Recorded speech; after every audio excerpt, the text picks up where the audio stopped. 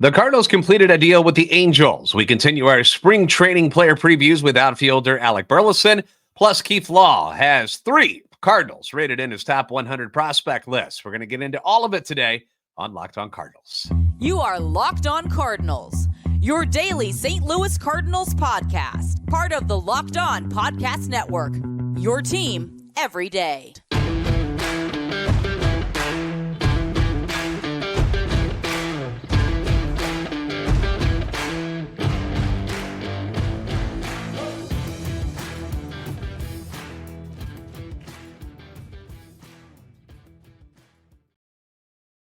Hey there, Cardinals fans. I'm JD Haffern, and I'm a national radio sports anchor born and raised in the Lou and a lifetime Cardinals fan, and I'm your host for Locked On Cardinals, part of the Locked On Podcast Network, your team every day. Follow me on Twitter, X, at JD Sports Radio, and the podcast at LO_Cardinals. We want to thank those of you who make Locked On Cardinals your first listen every day.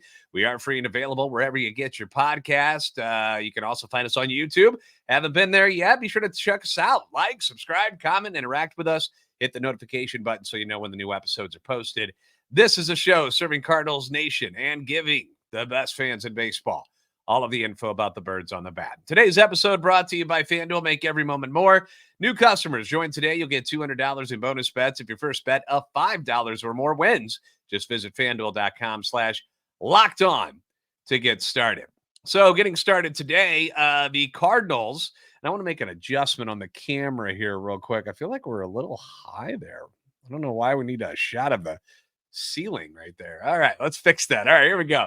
The St. Louis Cardinals completed a minor deal on Wednesday with the Los Angeles Angels. You might have seen my short on YouTube about this, but they traded right-handed reliever Guillermo Zuniga to the Angels in exchange for cash considerations. Now, Zuniga, he's 25 years old, and he's joining his 4th organization since becoming a pro. All right? Think about that for a minute. 4th organization since becoming a pro.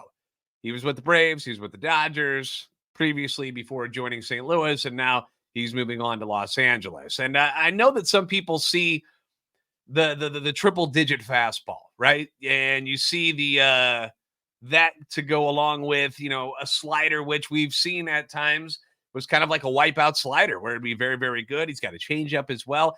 And you see these things together and you're like, what is not to like here? What am I missing? What's the problem here? Because big guy, 6'5", 245, somewhere in that vicinity. He's a big guy. And you're like, what happened? Why isn't this guy good? And then we saw him baffle one of the greatest baseball hitters of all time in Mike Trout. And at the time, reigning NL MVP Paul Goldschmidt at last year's World Baseball Classic. And you think, whoa, the Cardinals have this guy? He's ours? Because it took me by surprise when I was watching that game. And I was like, wait a minute, that dude's in our system? Wait, hold on. Let me get to his page real quick. And you're like, oh my gosh, do we got like a diamond in the rough out of nowhere? But then in Memphis last year, he struggles with the 7.63 ERA. Does that in 29 appearances. He issued a lot of walks. He gave up too many home runs. And I'm sure it left the Cardinals scratching their heads. Like, what's going on here? Like, how could someone with this size, his tools, how could somebody like this struggle so much? What's going on here? And they never really figured it out. They even brought him up and had him pitch in a couple of games at the major league level. Strikes out 4 hitters, which we knew he was good at striking out guys, but it's the other stuff that goes along with it. But at major league level, he strikes out 4 hitters in 2 innings of work, gave up a couple of hits, gave up a run. But then the forearm strain came, and that ended his season, right? And with all the acquisitions for the bullpen this offseason, they deemed Guillermo Zuniga expendable and designated him for assignment, which ended up working out as a trade to the Angels for cash considerations. Now, when you look at the arms that the team has assembled this offseason, you've got Keenan Middleton, the newest member, Andrew Kittredge, Ryan Fernandez, Nick Robertson, Riley O'Brien. And those names are going to go along with guys you're already familiar with, Ryan Helsley, Jojo Romero, Giovanni Gallegos, John King, Wilking Rodriguez. Yes, he is still around. Andre Palante, maybe Zach Thompson and Matthew Liberatore. Plus guys like Andre Granillo and Adam Klopfenstein. So the Cardinals, I'm assuming, like the potential of Zuniga. I don't think that's the issue here, but with the injuries and the inconsistencies, it felt like everyone, like I felt like everyone else, like I listed all these guys that I just named, I just feel like they're all ahead of them. Like they're just all of them are ahead of where Guillermo Zuniga is on the depth chart. Some point out that perhaps the Cardinals could have removed someone else from the 40-man instead, which I get that. Jared Young, Buddy Kennedy, Alfonso Rivas. Like, do we need those guys? Like for a team that's been starved for pitching, do we need those guys instead? So I understand the argument there, and I'm not here to say that you're wrong. Some make jokes about getting all this cash so they can go buy another reliever with the cash considerations. Yeah, funny. I mean, Snell and Montgomery are still out there for what it's worth. Just 6 days away from pitchers and catchers reporting. Still have not found a home. But for me, I'm just not going to get bent out of shape on this one. I think that they like the guys that they brought in, and they just haven't gotten anywhere with Zuniga. If he'd had a better track record of success at any level, maybe you scratch your head a little bit more about why they would move on from this guy. But in my honest opinion, I think the Cardinals they've just seen enough. And now he's the Angels project to work with. And if he goes on to become a successful reliever with them, so be it. But let me remind you that, as much as people make fun of the Cardinals, we make fun of the Cardinals. We should be able to rib our teams. It's okay. But as much as we make fun of them for not being able to develop good young pitching, two of the best organizations when it comes to developing pitchers have cut this guy loose, the Braves and the Dodgers. They felt like, I don't think there's much we can do with this. And if those two organizations aren't willing to take the time to mold him, then what makes you think the Cardinals are going to be able to do anything? Like, why would you think the Cardinals are better than those two teams? So best of luck to Guillermo. We hope you turn out just fine and you have a successful career, but it will not be in a Cardinals uniform. Spring training player previews continue today. I want to talk about Alec Burleson. All right, Alec Burleson, what is his future with the Cardinals here in 2024? We're going to break it all down next for you on Locked On Cardinals. Happy Super Bowl to all who celebrate from FanDuel, America's #1 sports book. And if you're like me, Super Bowl Sunday, all about scoring the best seat on the couch, grabbing your favorite football snacks and beverages, and also placing some bets, enjoying the game, enjoying your friends and family that are going to be around you, but also let's make a little money. Let's make a little money on the side. FanDuel has so many ways for you to end the season with a W, or how about 2 or 3 Ws? Not only can you bet on who's going to win Super Bowl 58 on Sunday between the Chiefs and the 49ers. 49ers still favored by 2.5, but FanDuel's got a number of different other bets where you can make this game even that more interesting for you. Like which players are going to score touchdowns. I've mentioned CMC is an easy one, obviously, but what about Rashee Rice, Deebo Samuel? Couple of decent tight ends in this one. George Kittle, Travis Kelce. Well, Travis Kelce, catch all of his targets. That's something you could bet on. Obviously, how many points are going to be scored over under still at 47.5. Will Deebo Samuel score a rushing and a receiving touchdown? Something he's been known to do. You can win big there. Will any of these kickers knock a 60-yard field goal? Will someone other than a quarterback throw a touchdown? Will it go to overtime? These are just the tip of the iceberg on different bets that you can be a part of at FanDuel. So visit FanDuel.com/LockedOn and get signed up today. That way you're in on the action this Sunday when the big game is going down. That's FanDuel.com/LockedOn. Make every moment more with FanDuel, an official sportsbook partner of the NFL.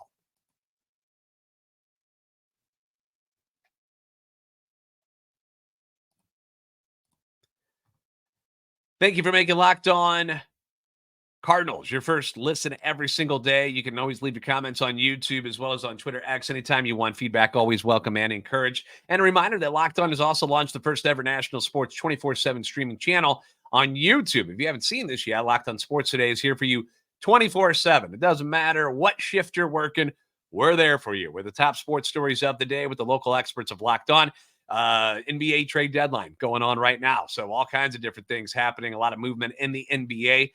You've got our national shows covering every league, and you can go to Locked On Sports Today on YouTube and subscribe. Do yourself a favor. Subscribe to the first ever national sports 24/7 streaming channel. Now, I want to continue our spring training player previews today with a guy that I've got a lot of questions about because I don't know what they're going to do with this guy either. Alec Burleson is the subject of our previews today. And a couple of weeks ago, I had a pretty good idea of what Burleson's role was going to be on the 2024 St. Louis Cardinals. And then the Cardinals went out and shocked a lot of people, including myself, by signing Matt Carpenter. And I was kind of like, okay, what does this mean for Burley?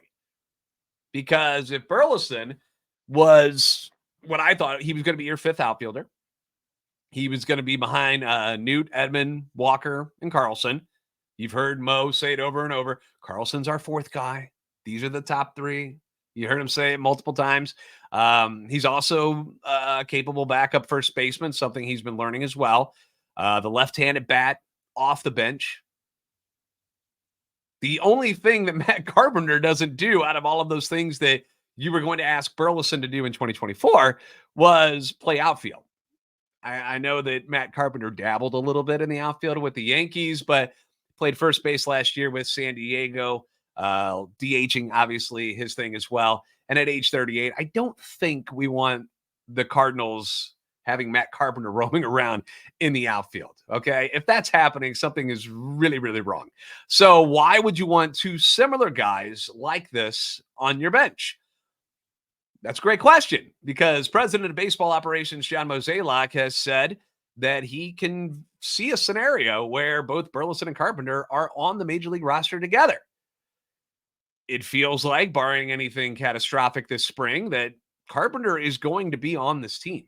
Like, they brought him here for a reason. They didn't bring him in just to kind of, give a little, competition for a roster spot. Like, they want him on this team to be a leader in the clubhouse and a veteran presence to help the younger guys this season. So where does this leave your former second-round pick, your former AAA batting champion, Alec Burleson? Is he destined to go back to Memphis now? Is that where he's going to begin the season? Now, Burleson was already motivated. He was already motivated to be better in 2024 in a number of different ways. MLB.com's John Denton did a piece on him recently and said that he had a very real and raw conversation with the Cardinals coaches where they hit him square in the gut with some tough love. Funny that he said the gut because that's something that we're going to bring up here. According to Burleson, just being told that I need to be better in the outfield and that they aren't comfortable playing me in the outfield, I took it personal. That's the one that sticks out to me, that I need to play better defense. And I agree. I took it personal in a good sense. Just coming up and being one of the best players and then being told you're not good enough, you take it personal, right? Not in a bad way. You're like, okay, I agree with you. And it's going to get better. And it's going to be better. That's all I want is honesty and no beating around the bush. That's the way I like it. And that's the way I like to go about things. Now, offensively, you won't find many people that have a lot of negative things to say about what Burleson can do with the bat. All right. He doesn't strike out much. In fact, let me pull up. I got his baseball savant here and I forgot to load it for you guys. Let me load this up here for the folks who are actually on YouTube at the moment. And you'll see what I'm talking about here, where his baseball savant page, and I probably should have edited this, but I'm not going to be able to. All right, now we're just dragging. All right, you're just gonna have to take my word for it until I get this done. That he, offensively, he's got a lot of upside. That people like what he does, and that he does a number of things well. Okay. First and foremost, his ball to bat or bat to ball contact skills, they're very, very good. Okay, we're almost here. We're almost home here, YouTube. Hang on a second. We're getting there. And almost home. Here we go. All right, loading up now. So you're going to check this out. All right, there we go. Up on the screen now on YouTube. Check it out. All right, so bat to ball skills, top notch, right? Look at this. They tell you that he hits the ball hard. 51st percentile of hard hit rate last year, 73rd percentile in sweet spot percentage at baseballsavant.com. That's where you see the red on the screen. They'll tell you that he hit into some bad luck last year with an expected batting average of 277, but in reality, he ends up with just a 244 batting average. I don't think the Cardinals are worried about him offensively, but they need another aspect of his game to elevate to another level to keep him on the field. Another thing that Burley has worked on is his diet and nutrition, something that he talked about with John Denton as well, was the diet and nutrition. All right, we're going to put up a picture of Burley from last year. There you go. Listed at 6'2", 212 pounds. Nobody would blame you if last year you confused Alec Burleson with a local softball player down at your local baseball fields. I grew up around the BMAC softball fields and baseball fields as a kid in North County. So nobody would blame you for that. But according to Denton, he's dropped 12 pounds and has been doing all he can to become more comfortable in the outfield, and that he deserves more reps in the outfield and at DH. When I was at the winter warm-up with my mom and they were showing him up on the big screen, and she's like, "Who is that?" And at first I was like, "Is that Lance Lynn, who's lost a lot of weight?" And then I'm like, "No, that's Alec Burleson." And he looked pretty good. He looked like he has trimmed down a bunch. My question, though, is, does it make sense to have both Alec Burleson and Carp on the roster? Not really. Not in my opinion. And if the Cardinals see the improvements that they want from Burleson, would they actually cut Carpenter? You're not paying him a whole bunch of money. It's okay. But it seems hard to believe. It seems hard to believe that you would bring Matt Carpenter onto your 40-man, have him sign, talk about how you need his leadership in the clubhouse, and then cut him. Like, that doesn't seem like something I think the Cardinals are going to do. I know he wants to be on the major league roster, talking about Burleson, but does parking him at the end of the bench make sense? Or would he be better served playing every day at Memphis until the time comes that he's needed in a more useful role than just like your fifth outfielder, your backup first baseman, maybe even your third first baseman? Like, is that the role you want Alec Burleson in? Like, if he's not going to get at bats, then what's the point of having him on the major league roster? All right, he's just going to collect cobwebs down there in the corner. And I don't think that's something that you want to do with a guy who's clearly got some talent, was a second-round pick for a reason, has put in the effort this offseason to make sure that that doesn't happen to him. So let me know your thoughts on what you think the future of Alec Burleson is in 2024. Does he make the roster? Would he be better served at Memphis? Do you think they should just be cutting Matt Carpenter and letting Alec Burleson take that role altogether? But remember, the leadership role of being a veteran, that would go away with Matt Carpenter. Maybe you don't think it's as important as John Mozeliak and company do. But anyway, let me know your thoughts in the comment section below and on Twitter X. Up next, we're going to talk about Keith Law's top 100 prospect list and which three Cardinals made the cut. One of them a lot higher than I thought he was going to be. We'll let you know where they landed next on Locked On Cardinals.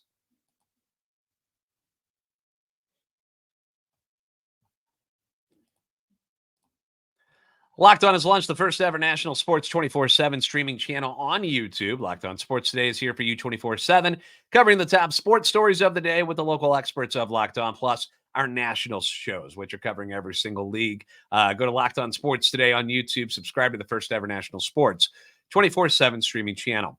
Keith Law from The Athletic released his top 100 prospects list. He does this every year. Coming in at number one, it shouldn't really be a surprise. Former number one overall draft pick and son of Cardinals Hall of Famer Matt Holliday. Jackson Holliday comes in at the top spot. Not a shocker whatsoever there. The kid is on the fast path to the major leagues. Great things to come for he and the Orioles. Like, if I'm an Orioles fan, I am super excited about the future of this team. And now you've added Corbin Burns. And I'm sure they're going to want to talk about extensions and re-signing him or whatever. I mean, that was what that team really needed, right? Was a bona fide number one ace guy to go along with all this young talent. So the Orioles, bright future ahead of them. I'm shocked in the PECOTA projections that Baltimore was third in the AL East. Like that blew my mind.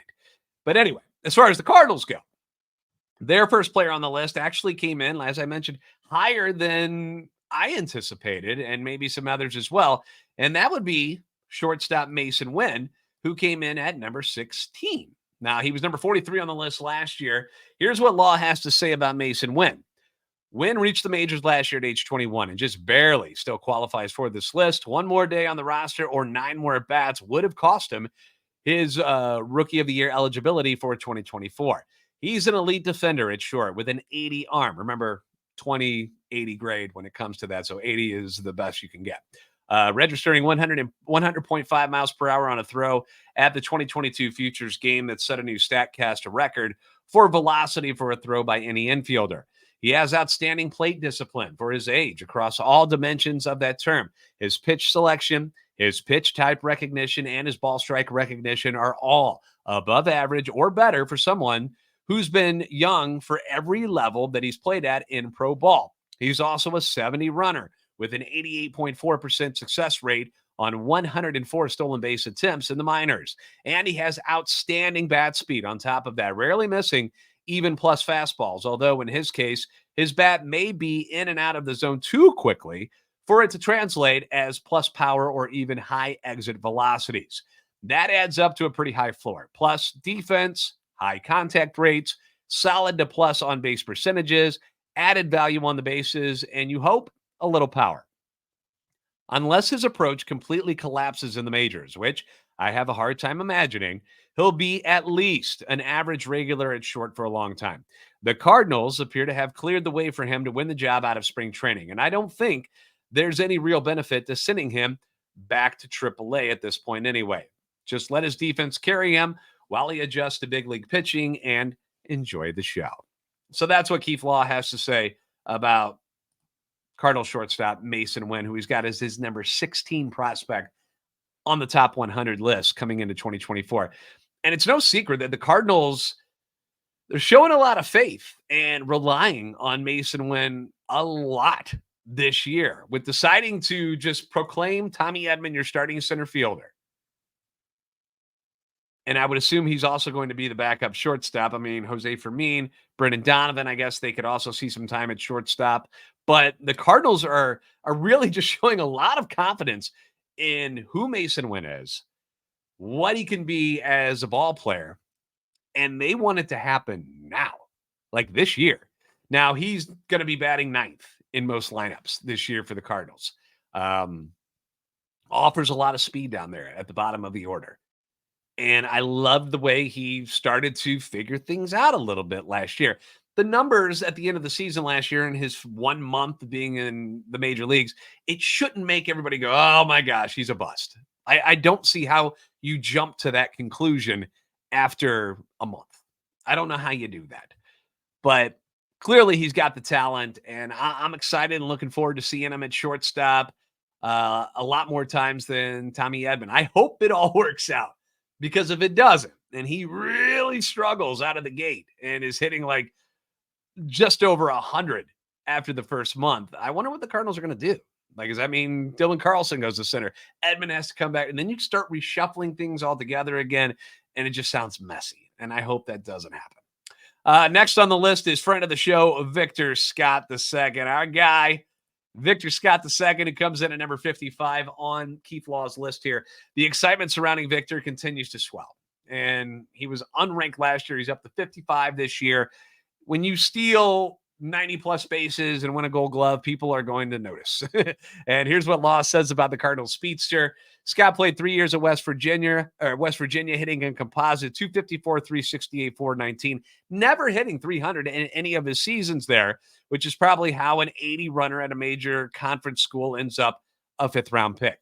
He took off in his full season debut last year, hitting for a higher average at high A, double A, and in the Arizona Fall League than he did in any season for the Mountaineers, while also stealing 94 bags to tie for the professional lead. He's a plus defender in center, closer to a 70 than a 60, and he's been very hard to strike out in the minor leagues with just a 15.6% strikeout rate between high A and double A, something that particularly matters when you can turn almost any ground ball into a hit. He's small, but not feeble, like a lot of guys who run like he does, and uber athletic, which is part of how he's been able to make such quick adjustments on both sides of the ball. The floor here seems very high. A plus defender and center who adds this kind of value on the bases would have to be positively anemic with the bat to have no real value.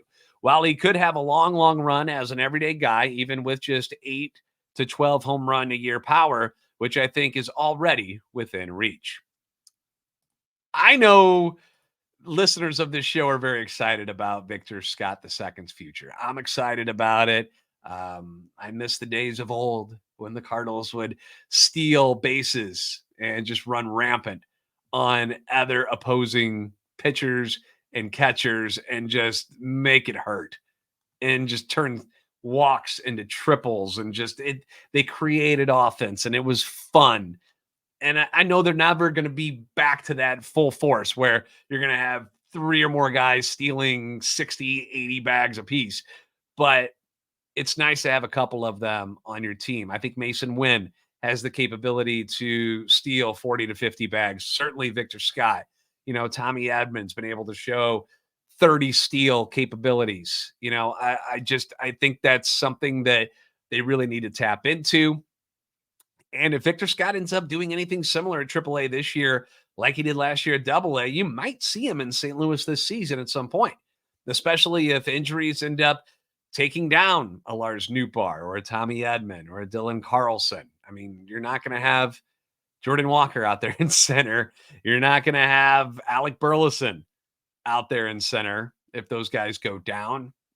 You've got Michael Ciani, who's on the 40-man roster. He can play some center, but if Victor's killing it, why wouldn't you? Why wouldn't you? So excited about that. And finally, the last Cardinals prospect on Keith Law's list here, Tink Hence, coming in at number 73, which is actually a drop from last year where he fell on the list, because last year he was at number 63. So here's what Law says about Tink Hence. Slight 17-year-old when the Cardinals drafted him in the second round in 2020, same draft class. They landed them Jordan Walker, Masyn Winn, and Alec Burleson, which all 3 of them going to be major leaguers this year. He pitched just 8 innings in 2021 around some minor injury stuff and general workload management, but he took off in 2022 and followed that up with a career-high 96 innings in 2023. He's an excellent athlete, has a lightning quick arm, although it hasn't translated into a plus breaking ball of any sort yet. He sits 94, 96 and can reach 98 with a plus or plus changeup already and a slurvy low 80s breaker that's effective now, but that he doesn't command or finish that well. He's extremely athletic and has continued to fill out and get stronger to hold his stuff and work deeper into games. So there's hope that he can find a better third pitch. But so far, he hasn't shown much ability to spin or manipulate the ball. And the slurve works in part because the fastball changeup discombobulate hitters. Hence has a very high floor in relief, as he has great arm speed on the changeup, and it falls right off the table as it approaches the plate. So he has the 2 pitches to dominate in short bursts. The hope is that he can tighten up the breaking ball or try another one, even a cutter, to give him enough of a third weapon to turn a lineup over 3 times and be a mid-rotation guy. Patience. Patience seems to be the approach with Tink Hence for the St. Louis Cardinals. They have not tried to force anything on him so far, and hopefully they continue that trend, because there's really no need to rush him this year or even next year. Okay, you are not so desperate unless all of these new arms that they gathered this year in trades and in free agency and the Rule 5 and all the stuff they put on, unless all of them just collapse and it is like this team just falls apart and they are just trash and they're like, it's time to just reboot the whole damn thing. No need to really rush Tink Hence, okay? And if he becomes a reliever, so what? So what? Like, why does every pitcher who's picked in the top 5 rounds have to be a starter? Like, we know how important bullpen arms are. We saw how important they were last year when the Cardinals had everybody in their bullpen was dead by June. We see that. It's never a bad thing to have a whole lot of good bullpen arms ready to go and available when the time comes for them to get called up. So I don't have an issue with that if that ends up being the future of Tink Hence. So your 3 guys that landed on the list here. I mean, are you surprised Masyn Winn as high as number 16? I was. I definitely was. I did not think he was going to get that much love. I thought maybe 20s, 30s, somewhere in that vicinity. But to be in the top 20, that's pretty good. That's pretty good. So let me know in the comments section on Twitter X. Again, thank you for making Locked On Cardinals your first listen every day. If you haven't already, do give us a follow on Twitter at LO_Cardinals and at JD Sports Radio. Be sure to like and subscribe on YouTube and help our channel and love for the Cardinals grow. You guys are the best fans in baseball for a reason. Locked On Cardinals.